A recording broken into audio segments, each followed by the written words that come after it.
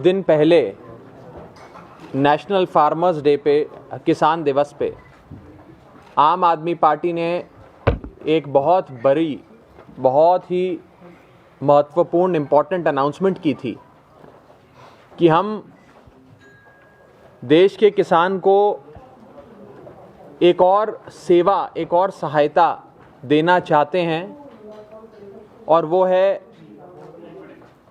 अदालत से, कोर्ट कचहरी से इंसाफ दिलाने की सहायता।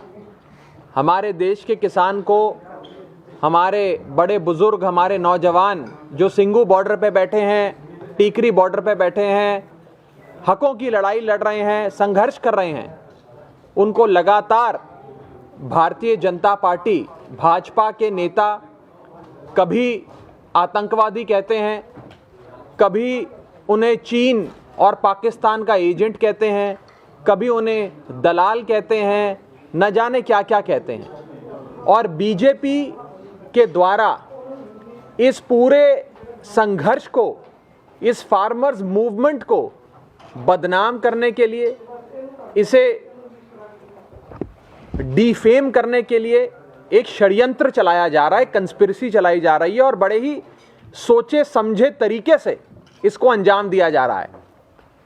कई सारे किसान भाई बहन हम तक आए, उन्होंने कहा कि हम कोर्ट कचहरी में भी जाकर अदालत का दरवाजा खटखटाकर इंसाफ चाहते हैं, और आम आदमी पार्टी ने ये प्रण लिया, ये वचन दिया, ये कसम खाई, सौं चुकी कि हम सब उनकी मदद करेंगे और हर प्रकार की असिस्टेंस, लीगल असिस्टेंस, मदद उनको देंगे। इसी के चलते आज इस प्रेस कॉन्फ्रेंस में हम आपको ये बताना चाहते हैं, एक बहुत इंपॉर्टेंट अनाउंसमेंट करना चाहते हैं कि बीजेपी के 3 बड़े नेताओं के खिलाफ मानहानि का नोटिस, डेफेमेशन का नोटिस जारी कर दिया गया है, और एक एक नेता का नाम और जो कंप्लेनेंट है, जिस किसान की भावनाएं भड़की, जिसकी भावनाएं आहत हुई, जिसकी फीलिंग्स इंजर हुई, वो कौन है जिसने इन नेताओं के खिलाफ केस डाले हैं, उसके बारे में मैं आपको बताना चाहूंगा। जो 3 बीजेपी के बड़े नेता हैं जिनके खिलाफ आज डेफेमेशन नोटिस, मानहानि का मुकदमे के लिए नोटिस भेजा गया है, उन 3 नेताओं के नाम है, पहला राम माधव, जो भारतीय जनता पार्टी के नेशनल जनरल सेक्रेटरी रहे और बहुत ही बड़े दिग्गज नेता हैं भारतीय जनता पार्टी के। दूसरे बड़े नेता हैं नितिन पटेल, ये गुजरात के डिप्टी चीफ मिनिस्टर हैं भारतीय जनता पार्टी के। जब मोदी जी गुजरात के मुख्यमंत्री थे, उस समय भी नितिन पटेल जी एक बहुत बड़े मंत्री मोदी जी के कैबिनेट में भी थे। तो दूसरे व्यक्ति, दूसरे नेता जिनके खिलाफ ये डेफेमेशन नोटिस जारी किया गया है, उनका नाम है नितिन पटेल, जो गुजरात के डिप्टी चीफ मिनिस्टर हैं। और तीसरा नाम है भारतीय जनता पार्टी के वरिष्ठ नेता और सेंट्रल गवर्नमेंट के मिनिस्टर, केंद्र में उनके मंत्री गिरिराज सिंह का। इन 3 नेताओं ने लगातार ये बयान दिए कि देश का किसान आतंकवादी है, या देश के किसान को चीन और पाकिस्तान फंड कर रहा है। ये कहा गया कि ये जो किसानों का संघर्ष है, इसे विदेशी ताकतें चला रही हैं, और ये सारी चीजें एक कंस्पिरेसी के तहत, एक सोची समझी साजिश के तहत कही गई हैं। तो ये नोटिस है जो नितिन पटेल जी को जारी किया गया है। ये नोटिस है जो गिरिराज सिंह जी को जारी किया गया है। ये 2 नोटिस, और ये तीसरा नोटिस है जो राम माधव जी को जारी किया गया है। बीजेपी के 3 बड़े नेताओं के खिलाफ ये 3 मानहानि के नोटिसेस देश के किसान ने, पंजाब के किसान ने जारी किए हैं और इसमें कानूनी सहायता, लीगल असिस्टेंस देने का काम आम आदमी पार्टी ने किया है। जो कंप्लेनेंट है, जो किसान, जो फार्मर जिसने ये नोटिस भेजे हैं, मैं उनके बारे में बहुत संक्षेप में आपको बताना चाहूंगा। राम माधव जी को नोटिस भेजने वाले कंप्लेनेंट का नाम है सुखविंदर सिंह सिद्धू। ये संगरूर से आते हैं और इनका वहाँ पे 20 एकड़ की ज़मीन है, अपनी खेती करते हैं, फसल बोते हैं और ये 26 नवंबर से 26 दिसंबर तक, यानी कि पूरा 1 महीना सिंगू बॉर्डर पे रहे, वहीं रात बिताई, खुले आसमान में सोए और संघर्ष किया। दूसरे कंप्लेनेंट जिन्होंने गुजरात के डिप्टी चीफ मिनिस्टर के खिलाफ डेफेमेशन नोटिस दिया है, उनका नाम है रमनीक रंधावा। ये जालंधर से आते हैं। ये सिंगू बॉर्डर पे 27 नवंबर से आज तक सिंगू बॉर्डर पे रहे और वहां पे पूरा प्रोटेस्ट कर रहे हैं, संघर्ष कर रहे हैं। इनके खेत जालंधर में है, जालंधर के रहने वाले हैं रमनीक जी। और तीसरे कंप्लेनेंट जिन्होंने केंद्रीय मंत्री, सेंट्रल गवर्नमेंट में मिनिस्टर गिरिराज सिंह के खिलाफ मुकदमा करने के लिए नोटिस भेजा है, उनका नाम है कुलदीप धालीवाल। ये जगदेव कलां से आते हैं, अमृतसर से, और ये 27 नवंबर से ही सिंगू बॉर्डर पे हैं। ये 3 ऐसे कंप्लेनेंट्स हैं, ऐसे किसान हैं जो खेती करते हैं, जो खुद वो और उनका पूरा परिवार खेती करता है और जो पहले दिन से इस आंदोलन में शरीक रहे, सिंगू बॉर्डर पे संघर्ष करते रहे। आम आदमी पार्टी, हमारी पार्टी, हमारे मुखिया अरविंद केजरीवाल लगातार देश के किसान को सेवा देकर उनके इस दुख दर्द में अपना एक छोटी सी पहल करते हुए उनके दुख दर्द को कम करने की नजर आ रहे हैं। एक सेवादार की भूमिका में लंगर से लेकर कंबल तक की सेवा सिंगू बॉर्डर पे दी गई। उसके बाद पानी से लेकर शौचालय की व्यवस्था और सेवा वहां दी गई। आज से 3-4 दिन पहले आपने देखा कि केजरीवाल साहब ने सिंगू बॉर्डर पे वाईफाई तक की सेवा शुरू करी, क्योंकि देश के किसान ने, हमारे बड़े बुजुर्गों ने, नौजवानों ने हमें बताया कि वहाँ सिग्नल बड़ा कमज़ोर है, घर वालों से बात नहीं हो पा रही है, तो हमने वहाँ फ्री वाईफाई हॉटस्पॉट लगवा दिए। और अब एक नई सेवा जो केजरीवाल साहब और उनकी आम आदमी पार्टी शुरू कर रही है, की गई है, उस सेवा का नाम है ये लीगल असिस्टेंस, जिसके तहत आज हम देश के किसान की मदद करेंगे इन भारतीय जनता पार्टी के नेताओं को सबक सिखाने के लिए और इन भारतीय जनता पार्टी के नेताओं के खिलाफ कानून से इंसाफ लेने के लिए, अदालत से इंसाफ लेने के लिए, पूरी कानूनी कार्रवाई करने के लिए। बस एक आखिरी बोल रहा हूं, हमारे देश के किसान को लगातार कभी इन्हें आतंकवादी कहा जाता है, कभी इन्हें चीन पाकिस्तान का एजेंट कहा जाता है।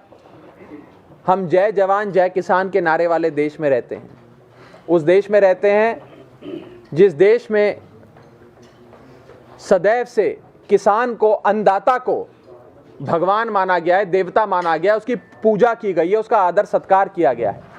लेकिन आज बीजेपी इस पूरे आंदोलन को कलंकित करने के लिए, बदनाम करने के लिए,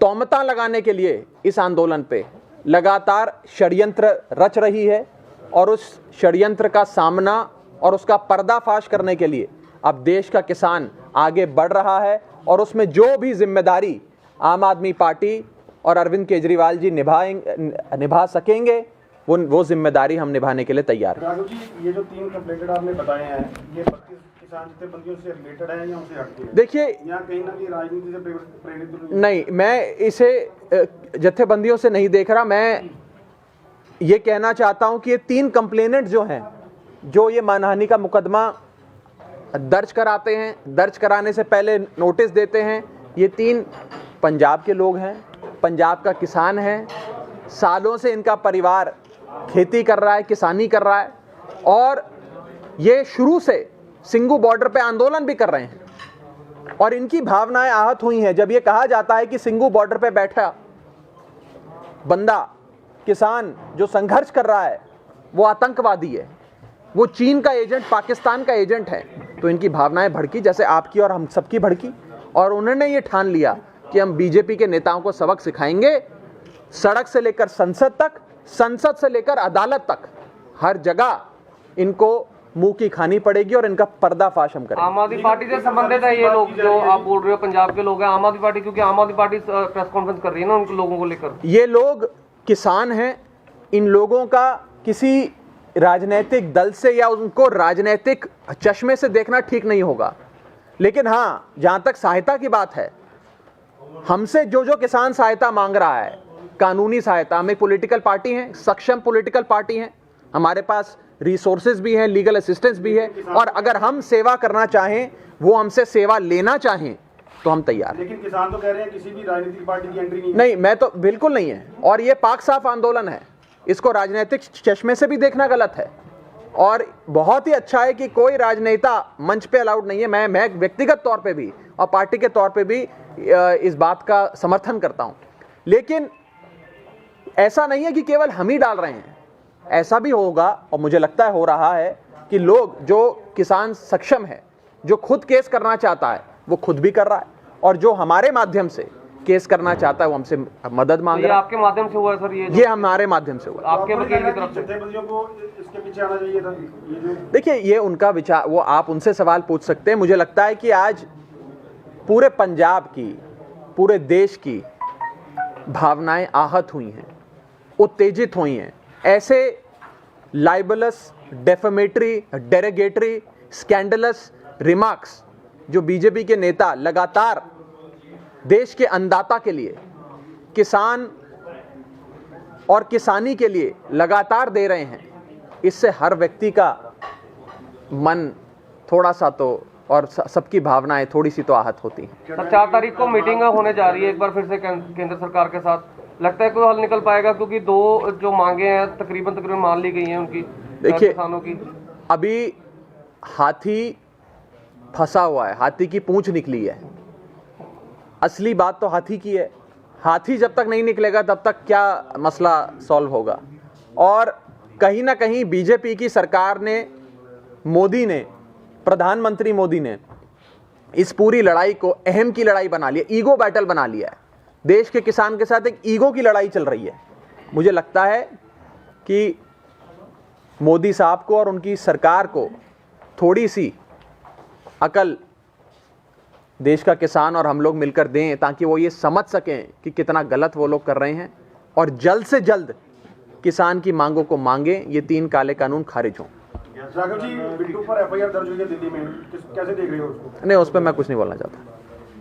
जैसे कल किशन सूद के घर पे जो वगैरह फेंका गया, और पंजाब सरकार उन लोगों के ऊपर मामला भी दर्ज करने की बात कर रही है। देखिए, मैं एक जनरल कमेंट इस पे सब पे देना चाहूँगा, जो इससे संबंधित कई सवाल हैं। ये सारी जो प्रॉब्लम जगह जगह चल रही है, इवेंट्स हो रहे हैं, इंसिडेंट्स हो रहे हैं, ये सब केंद्र सरकार अगर चाहे 1 सेकंड में ख़त्म हो सकता है।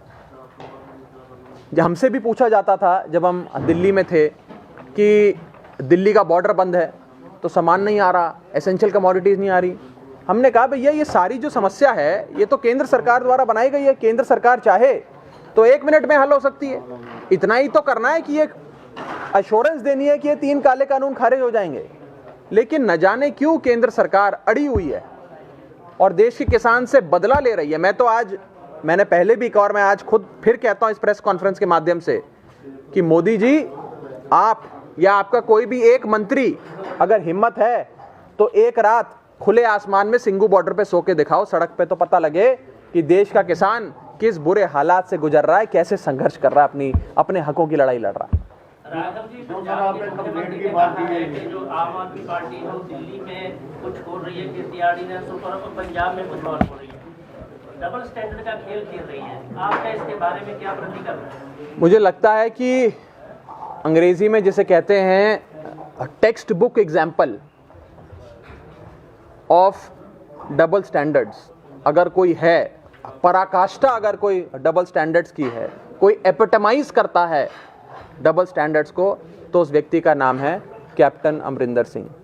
वो व्यक्ति जो उस समिति का सदस्य था जिसने ये 3 काले कानून बनाए, वो व्यक्ति जिसकी सहमति से ये 3 काले कानून बने, आज वो औरों को ये सब कह रहा है। मैं तो पूछना चाहता हूं कैप्टन साहब, और बड़े आदर से सत्कार से आपसे पूछना चाहता हूं, आप चाहते तो अगस्त 2019 में जब आपकी कमेटी की मीटिंग हुई, उस समय बाहर निकल के कमेटी की मीटिंग से बोल देते कि 3 काले कानून आने जा रहे हैं। हो सकता है आज देश के किसान को, पंजाब के हमारे बुजुर्ग जो आज वहां खुले आसमान में सो रहे हैं, ये नौबत ना आती, ये दिन ना देखना पड़ता, लेकिन उन्होंने नहीं बोला। पुत्र मोह में, अगर कोई पुत्र मोह में इतना बह जाए कि सूबे का जो हित है वो पीछे हो जाए, तो वो व्यक्ति मुख्यमंत्री रहने लायक नहीं है।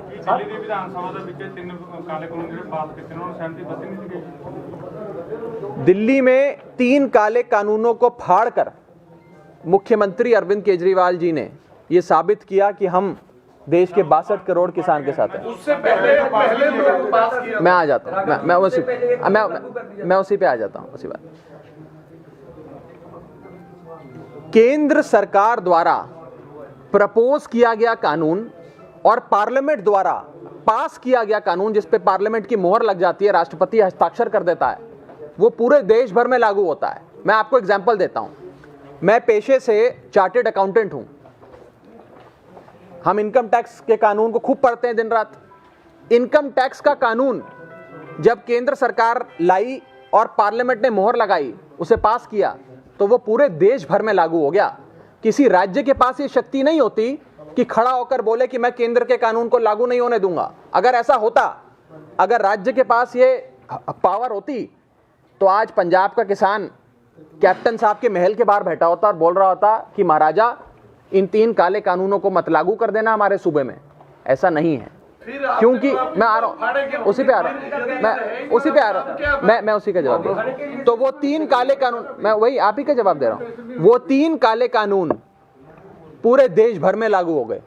पंजाब में भी लागू हैं, दिल्ली में भी लागू हैं, हरियाणा में भी लागू हैं, राजस्थान में भी, क्योंकि ये केंद्र का कानून है। किसी राज्य के पास ये शक्ति नहीं है। अगर ऐसा होता तो आज दिल्ली का किसान मुख्यमंत्री अरविंद केजरीवाल जी के घर के बाहर बैठा होता, पंजाब का किसान कैप्टन साहब के घर के बाहर बैठा होता, हरियाणा का किसान खट्टर साहब के घर के बाहर बैठा होता, यूपी का किसान योगी आदित्यनाथ के घर के बाहर बैठा होता। लेकिन देश का किसान ये जानता है कि ये केंद्र का कानून है। केंद्र का कानून पूरे देश भर में लागू हो जाता है, और उसे लागू होने से रोकने की शक्ति किसी के पास है तो वो प्रधानमंत्री मोदी के पास है।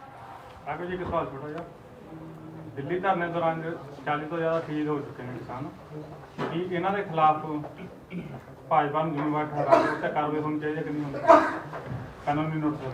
देखिए, जिस तरह हम 40, मैं बता देता हूँ, सही आंकड़ा 45 है। 45 किसान शहीद हो गए इस आंदोलन में। मैं पूछना चाहता हूँ, इन 45 मौतों का, शहादत का जिम्मेदार कौन है? जी मैं यही गल कह रहा भी उन्होंने कार्रवाई होनी चाहिए, भाजपा के नहीं होनी चाहिए। देखिए, मैं मौत का जिम्मेवार ठहराते, मैं आम आदमी पार्टी का सदस्य होने के नाते पर्सनली मेरा ये मानना है कि इन 3 ये जो 45 शहादतें हुई हैं, मौतें हुई हैं, इसके लिए अगर कोई जिम्मेदार है तो प्रधानमंत्री मोदी जिम्मेदार है। इसमें कोई दो राय नहीं। कि फिर उन्होंने मामला दर्ज होना चाहिए कि नहीं? कानून उनका, पुलिस उनकी, लेकिन हम तो ये मांग करते हैं कि होना चाहिए। इनके सारे मंत्रियों पे होना चाहिए, उनसे सवाल पूछे जाने चाहिए। आज देश का किसान 1.5 महीने से, लगभग अब तो 1.5 महीना होने को जा रहा है, सिंगू बॉर्डर पे बैठा है, टीकरी बॉर्डर पे बैठा है, इस खुले आसमान में 1 डिग्री टेम्परेचर में। अभी सुनने में आ रहा है वहाँ बारिश भी हो रही है, बारिश में बैठा है किसान इतनी ठंड में।